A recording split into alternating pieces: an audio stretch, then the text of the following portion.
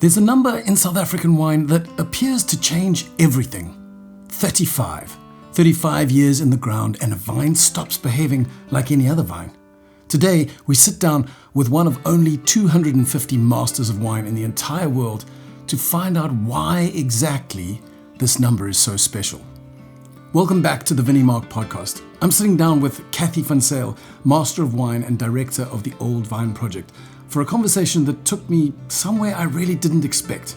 We started with how a teenager sneaking wine past her rum and coke drinking friends ended up becoming one of the most respected voices in South African wine. And from there, we get into the real question. What actually makes a vine old, and why does 35 years matter so much? Stick around because the science and the soil behind this answer genuinely surprised me.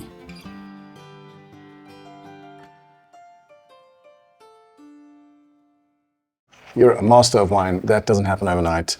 You've had, 3-4 decades in wine? How long in wine?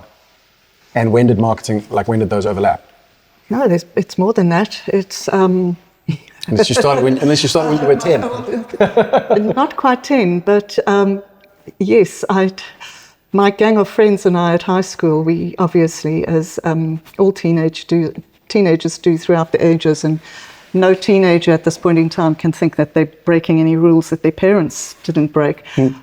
We used to have fries at Saturdays and Sundays at the house of the parents that were out for the day. Of course. And while my friends were drinking rum and coke, Captain Morgan and Coke, I would sneak into the bottle store up the road and buy myself either a bottle of Barossa or Edelroot. And so this was 15, 16, 17. I was already drinking wine then. Yes. While my friends were more into the spirits and the beers. And I think it was largely because of my grandfather, who used to take us to Old Ed's in Johannesburg for Christmas every year. And when we stopped going to Old Ed's, I think they privatized and they started letting people other than Old Edwardians become members of the club. We used to do Christmas at home, and my grandfather and I used to always select the wines for the Christmas table. So that's potentially where that came from. But Barossa owes its market share in the late 1980s to Philip and myself and our consumption of Barossa. And then Philip and I were already married, so this would have been in 1989 or 1990 when I'd cycled the Argus cycle tour with a hockey friend of mine.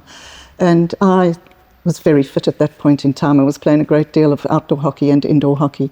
But we went to cycle the Argus and I absolutely loved it. And I said to her, we're going to do another one. And she said, I've been there, done the T-shirt, done that. And so I asked Philip if he would go for me. And he said, yep, but only if you go on a wine course with me. So off we went to the Cape Wine Academy and we started doing that little entry. So he dragged you in?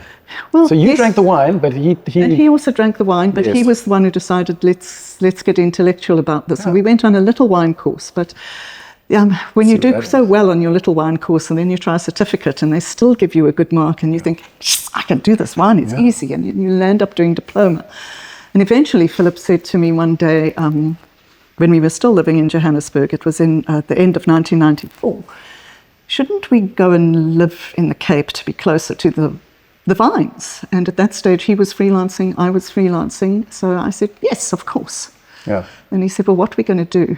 And I said, you know what, John and Erica are getting old, let's take over Platter. No, you did not. So that's amazing. Lovely old Jewish saying, from my lips, or from your lips to God's ears.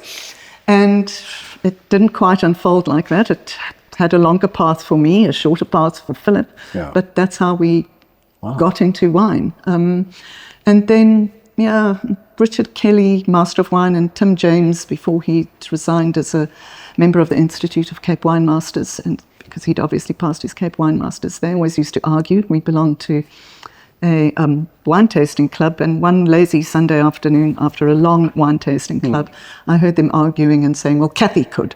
Yeah, well, maybe Cathy could. Well, yes, no, Cathy could. So I said, what could Cathy do? And they said, pass the Master of Wine. So I said, yeah, why not? Let's give it a go. Yeah. And that's what happened. Wow. How did you move from, because obviously you have been an independent consultant for many, many years. When did you start working with the Old Vine Project specifically? When I started my wine journey, I was a freelance writer. I specialised in writing for the advertising/marketing industry, as well as for the IT industry. Okay. Because I had been thrown into editing publications many, many moons ago, like in 1984, 1985, called Marketing Mix. So I kind of stayed in that track, but obviously I went and did the Master of Wine. We moved to the Cape to be closer to the source of this liquid. I was very, very interested in the wine industry. And at the stage when I applied to do the Master of Wine, the Master of Wine's requirements for applying were not as stringent as they are now. Okay. Right now, we say you have to have done a WSET or equivalent. We also say that you have to have been in the trade for at least 3 years, and you have to have a member of the trade signing you off before you can even endorsing you before you can sit the entrance exam. When I applied, you didn't have to be in the trade per se, but I was at that stage already doing some lecturing and doing some writing, and wanted to do more. So I'm motivated that I wanted to become a Master of Wine in order to spread the word about wine and global wine in South Africa.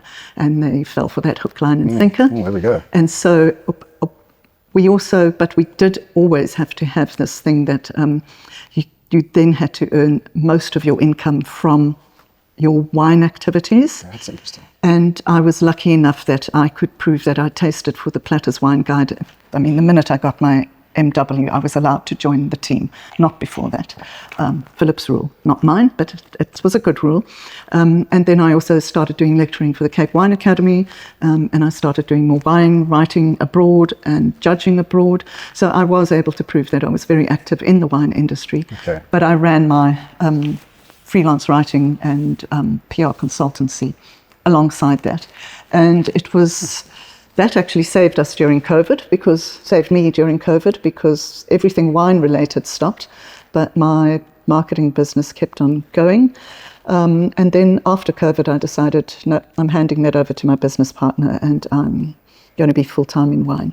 I was already mostly full-time in wine because I just used to do wine things during the day or during the night, and then do a little bit of the marketing side. Yeah. It was winding down anyway. It was dying a natural death. And then one of my very first, well, not my very first, but it was 2 years ago that Barossa asked me to be a director of the Old Vine Project. So I haven't been involved for that long, but it's, I think, quite useful that I do come from a quote-unquote marketing background or semi-marketing background, because I work very closely with Nadia Heffer, who's another director, just been made a director of the Old Vine Project, in doing a lot of the member engagement things, and doing helping her do the marketing side of it. And we've kind of developed a more marketing, consumer and trade-focused strategy going forward, whereas for the last few years, Russ and her have been very focused on members. So they've kind of a natural progression. Once they formalised the Old Vine Project in 2016, they wanted to focus on giving value to the members, and that's where Russ's strength lies in speaking to members about their vineyards, how to plant to grow old, how to prune to grow old, etc. Then when they brought me in, I started giving members now feedback on their wines, natural progression from vineyards to wines. And now that we've been doing that for a couple of years, we want to start speaking more directly to consumers and more directly to members of the trade, hence our relationship with Vinimark. So being a consultant or freelancer with the Old Vine Project is very different to being a director of the Old Vine Project. I mean, you really are, you've fully committed to the project. Absolutely, yeah. What was it? Because I imagine someone like yourself can choose whatever project you want to be involved with. You work around the world in wine. So what was it that gripped your imagination or your heart about the Old Vine Project in South Africa? I am very sentimental. I'm a very sentimental person. So looking at old vineyards is, for me, gives me a link to the, it seems to me that there's a link to the land and a link to heritage, a link to legacy, but also an optimism for the future. So there was, all of that is just embodied in our symbol of that lovely old vine. So I wanted to do that. I'm quite selective in terms of the projects that I do, and that I like to be involved in giving back, which is why I do a lot of lecturing and education, and why so much of the time that I spend is involved, whether it's with people who are actively learning or people who are not actively learning. I just like talking about wine and teaching people a little bit about wine. And I also bought into the Old Vines ethos of, so our mission is the preservation of old vineyards for the benefit of generations still to come. And that means that we have to be active in 2 points when it comes to the vineyards. The first is that we have to keep old vineyards in the ground, or encourage people to keep old vineyards in the ground.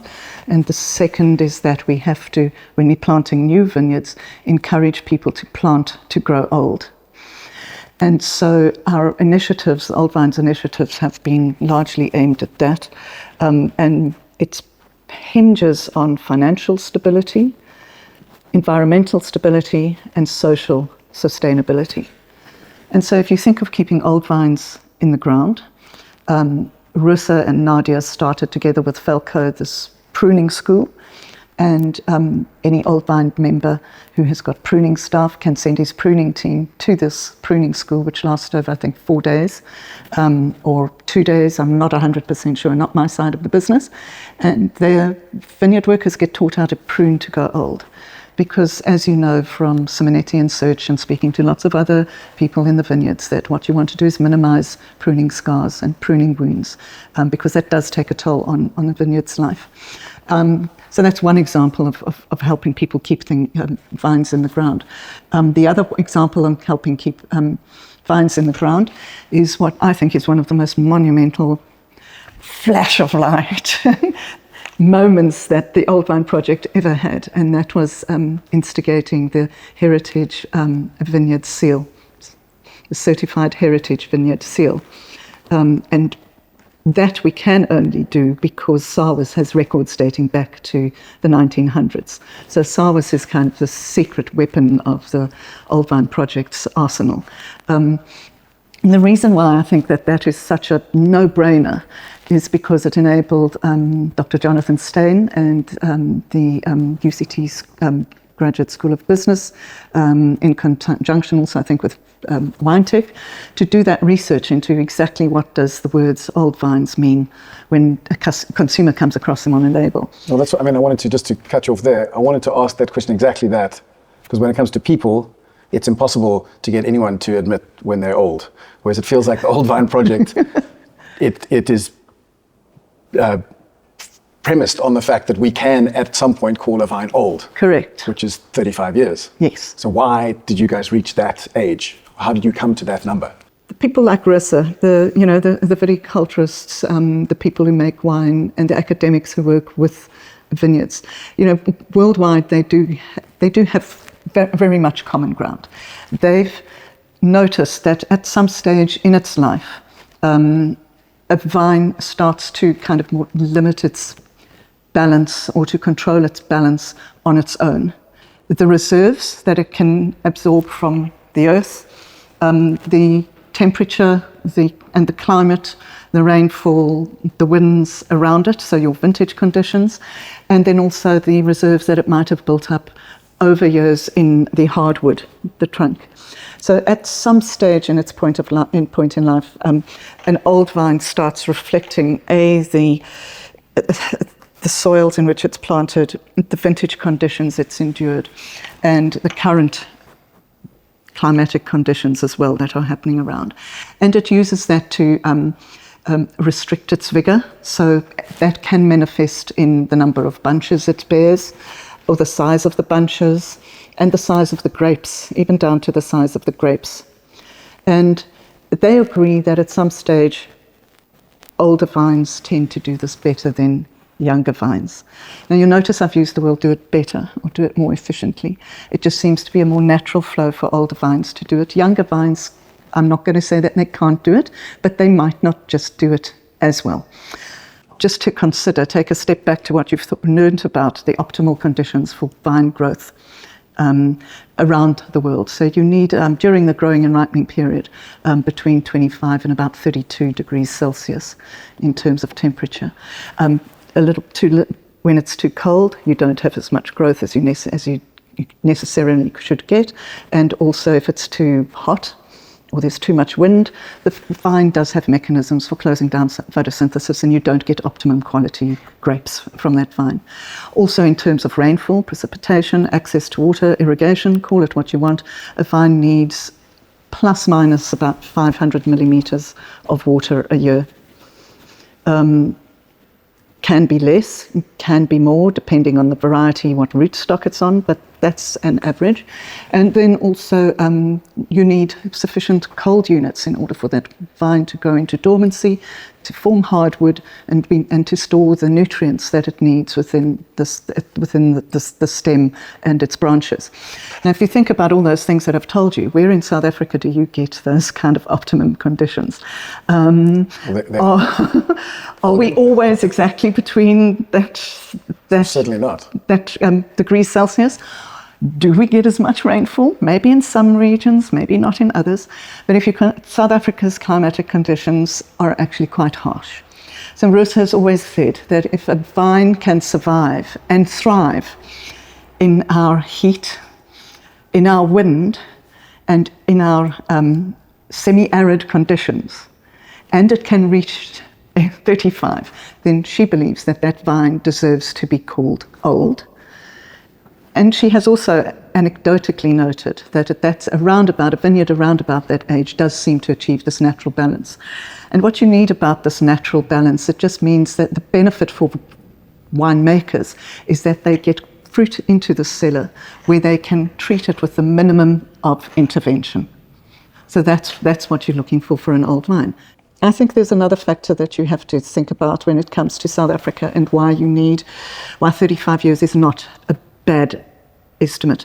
And that's because of our soils, our ancient soils. The key point to remember when you're talking about South African soils is that they are very, very, very old. The base rocks, which have eroded over millennia to form the sands and the soils in which we plant our vineyards today, are over 1,000 million years old. So now think about this for a second and compare this to Europe. What this means is that we've had close to 1,000 million years old of erosion. That means extreme heat, flooding, rivers, etc. Also, we have the Cape Floral Kingdom, which is called fynbos, which is really small plants, small leaves, not as much of the forests that they have in Europe. So as a result of all of this floods that we've been exposed to, the fact that we have a very low organic origin, matter of origin compared to the high forests that they have in Europe, our soils have very low organic material in them. So there's not that much nutrient in it. So you've got 0.2% of organic matter in South Africa's soil. That's our baseline of our agricultural soils in the Cape. And you can compare this to what they've got in Europe. There are patches of Europe where they get down to about 0.5, 0.7, but they are considerably higher. The organic matter ranges between 2.5 to about 4.2% in Europe, roughly speaking. The other thing to remember, and linked to our organic soils, is the fact that our soils are very acidic. And this is because they lack the basic cations like calcium and magnesium. The other factor is that we have our winter rainfall that falls predominantly in the winter, so it's in one time of the year, and that means that all the nutrients and all the other elements of the soil are leached out from the soil during one period. And it's quite a hectic period when you have all the rain coming at one time. In Europe, they've got more even rainfall patterns throughout the year, so they don't have as much of a leaching effect. And then also the base rock, on which is much younger in Europe, about 500 million years old compared to our 1,000 million years old. And the base rock is also more of a calcium limestone content. So that's automatically raises the acidity and lowers the pH. Now, if you take all of those factors, our acidic soil, our low organic matter in the soil, our harsh climatic conditions, you have to agree that maybe South Africa is an extreme climate and an extreme place to grow vines. Interestingly, there's one other old vine association, and that's the one based in Barossa. And as you know, they have 4 different categories. They call old vines over 35 years. They've got vines over 75 years, which they call survivor vines, largely because they survived the old pull-out schemes of the 1980s. Then they've got the centenaries. Those are the guys that have been in the ground for over 100 years. And then they've got what they call ancestral vines, which are over 125, I think. Donna, is that right? Yes. Yes. So they've got this old vine, 35 years. But there's another factor, and it's also linked back to soil, that quite a number of the other areas around the world where you find old vines, like those desolate places in Spain, but particularly in Barossa, is because Barossa is on very, very sandy soil and it was very isolated. And so Barossa has never had phylloxera. So it didn't have to go through all the vine pull-out schemes during the stage when phylloxera was raging through South Africa and then raging through other areas in Australia and in New Zealand. That's why they've got these vines that are now 175, some of them are 107. The oldest vine in Barossa is a Heritage Vineyard, and it's 175 years old. Fascinating. So minus 2025 minus 175, and that's when, it would have been planted before that. Yes, but so can we talk about Barossa for a little while? Yes, sure. Because as a project, it fascinates me that they have gone very distinct on their categories. And we talked earlier about how the 35-year bracket, it is agreed upon by these institutions around the world, in Chile, in Australia, in Lodi, in South Africa. We can all agree on 35, but it feels like Australia has really built in extra mechanisms or layers. Do you think there is merit to this? Is there, again, a clear physiological change? We talked about how at 35 years of age, there's this shift, and we can all agree that the vines begin to behave in a slightly different way. Do we see the same sorts of changes at 70 or 75 years, at 100, at 125 years? Okay, so 2 things. Firstly, I think that 35 years is important because in another one of Rosa's milestones, supported by other people from the industry, and they made the application to the OIV to have 35 years declared the minimum age at which you can declare your vines as old vines. And if we want to come back to this, we can talk about it, but this is largely because in many of the European countries, although they have designations for old vines, such as Alterreben in Germany and Vinimark in France, they don't have legislation or stipulation as to when you can call your vines old. And the less scrupulous people selling wine knew that it could be, and with all the work that Barossa and the Old Vine projects are doing around the world, you could just claim old vine status, but if you don't have to actually formally comply with anything, then you can take advantage of the work that other people are doing when you're putting 20-year-old vines into your bottle, say, for example. So the OIV adopting 35 years as the minimum was a huge milestone in protecting this category of old vines. I personally believe. I think it was great. But that initiative to create a global standard was driven by South Africa's Old Vine project. Correct. Yes, it was. It's a huge milestone, and I think it's done to acknowledge that.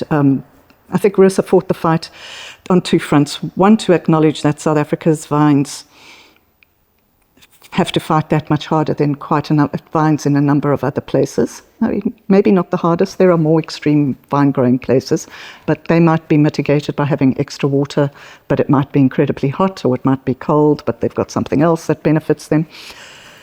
And the other thing is to protect the work that we are doing to protect the old vines the words old vine, so that it supports our financial sustainability initiatives, because we want consumers to recognize that they need to pay more for old vine wines, and thereby we'll be able to convince farmers to keep old vines in the ground. So maybe they were already listening to Barossa and her articles and her interviews on an old vine is around 35 years of age, because they chose that to be one of their designations, 35 years. In fact, I couldn't see anything on the website, but they might well have just reacted to the OIV's request, which would have been really nice. But then, if you think about it, the next category, the survivor category, is named for a hallmark in history. So it is, in a way, a nod to the legacy and the history of the Barossas. And then the centenarians, that is chosen because of a nice round number, potentially. 100 years in the ground. It's a lovely way to measure something. I mean, I had to wait a year before joining the Institute of Masters of Wine, because I got feedback on my dissertation at that stage, too late to make the final tweaks they wanted to graduate in the November. So I had to do that and graduate in the following November in 2005. But I'm number 250 MW in the world. It rolls so much nicer off the tongue than 249th, doesn't it? So there you go. We've got a reason, a 100-year-old. And then the other ones, the antiquarians, that also, I think that does both. It acknowledges the vines that were planted and that were then not pulled out, or didn't fall prey to any of the phylloxera, because when they say Barossa, there might have been patches where Barossa had phylloxera, or some people might have panicked, and some growers might have panicked and pulled out their vines and put them on other rootstock, and they didn't need to because of the conditions in the Barossa. Personally, I think they chose the names very carefully, with a nod to both history and legacy, and to people's sentiments around that. They chose it, I think, from a marketing point of view, because it's nice and easy. These things slot into nice, clean things that are easy to explain, that consumers can understand. And I asked Rosa about are there distinct physiological changes? And she said, no research has been done. It's an area in which has only recently become a hot topic around the world. So the guys are starting to redo the research. But she says, yes, there are certain physiological changes, but that's about as far as we got. And I'm not a vigneron, so I can't talk to you about that. But I think you touched on a really interesting point. You said the Old Vine Project now in South Africa is really ramping up its efforts to speak directly to the consumer, and that's really a lot of the work you're doing. I think the Barossa Charter shows that same sensibility. Like you said, they've chosen ages perhaps based on points in history. A centenarian, I think that's romantic on a whole bunch of different levels, whether it's a building or a cricket score or a vine. So that's very easy to get into the mind of the consumer. And I would assume the ancestor vine's 125 years and older. That's closer to when phylloxera was in Australia, which was 1877 onwards. Onwards, yeah. So all of those milestones make sense in the mind of the consumer. And we talked about the Vigna de Flores de Carignan in Chile. So they have their milestone at 60 years of age, and it's only for Carignan, and it's only from Maule. Again, that's a very distinct idea that's easy to put in the mind of the consumer. Do you think that the Old Vine Project could learn from some of these examples in how they connect with the consumer? Because right now, it seems quite broad in South Africa. We've been doing it for a long time, but we've kept the scope of the marketing very broad. I'd like to hear your thoughts on that. So if we take a step back, the majority of the old vines that we have at this point in time are quite expensive when you have to dig your hand in your pocket and shell your money out over the counter. And they've also been made from a segment of our producers that more readily engaged with this more informed consumer, or a consumer who's hungry for knowledge. So they might not necessarily be in the wine industry, they might not necessarily be interested in studying about wine, etc., but they are probably people who eat out a lot and who are always looking for interesting cultural experiences within wine and food culture. But remember that we want to address financial stability and social stability and environmental stability. but I think that their focus on speaking to growers and interacting with growers to encourage them to keep the vines in the ground could only have been achieved by Rosa and Nadia getting in the car and going to visit growers on a weekly basis and speak to them about their vineyards. And the work that they did, matching growers up or people who had pockets of old vines with winemakers who were able to take those grapes and turn them into a product that could command this roughly R2 more per year that the vine has been in the ground.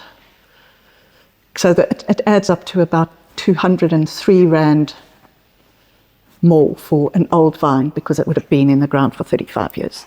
And yes, so they were speaking to a certain market.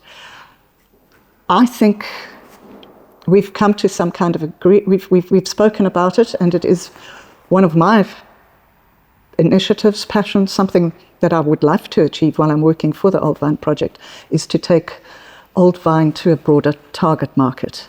And we do have, I think, there are places where we do have these old vines, quite a lot of old vines. I mean, Paarl, for example, Paarl, Stellenbosch, and the Swartland all have over 1,000 hectares of old vines. So you've also got to remember that in terms of the way they're farmed, the way the wines are made, not all old vines can be Scoofbergs, to put it into mind. But there are old vines that will deliver a little bit extra, a little bit distinction, that potentially can be shown to the consumers and can reach a broader consumer market. And I'm thinking of, for example, the hills, the mountains around Groenberg, around Wellington. There's a lot of old vine Chenin there that goes to the cooperative, and potentially they will be able to produce a wine that reaches, where your quantities aren't limited. There's only so much you can make out of Scoofberg. But maybe if you can harness a lot of these old vine blocks growing on the Groenlandberg, you could get more than 1,000 cases of wine. You could get 10,000 cases or 25,000 cases, and that means you could take it in. So I guess in that sense, it feels like the Old Vine Project is a little microcosm of South African wine at large, in that many of our best wines, we just don't produce enough of them to make an impact, to be memorable in the international market. The wines of relevance, that kind of little microcosm goes across not only our old vines, but also our top-notch, high-quality wines that can command prices the same as Bordeaux and Premier Cru, Burgundies or Village Burgundies. But in that sense, sorry, just on that note, it feels like there's like a desperate dichotomy there, in that our best, most memorable old vine wines are in tiny quantities. And then you have these mass wines that may be from old vine vineyards, but perhaps don't have personality. I guess it puts, you think of something like Kleine Vineyard Selection, Old Vine Chenin, actually in this really positive tier that retail-wise it is less than 200 Rand a bottle, but they're making it in really large quantities. And then there's there's a couple of other producers. Spear does it as well, and then a label that's put out. I can't remember now. Oh my God, the Vinyl Collection. Oh, yes. Yes, that is also, that is Wellington fruit, and that's only just over 120 Rand. But you don't want to start talking how much wine in South Africa retails for under 100 Rand. It's something like 92%. Wow. So there's consumers and there's consumers. So if we can first start talking to consumers at 100 Rand, 120, 150 Rand, that does give that would motivate people to keep their vines in the ground. And then we can maybe see where else we can go from there. That number, 35, isn't just a nice round figure. It's backed by decades of soil science, climate data, and a global movement South Africa helped to start. But knowing why old vines matter is only half the story. The harder question is, why don't more farmers keep them in the ground? Now, in part 2, Cathy takes us into a vineyard in the pouring rain where that exact decision was being made in real time. You don't want to miss that.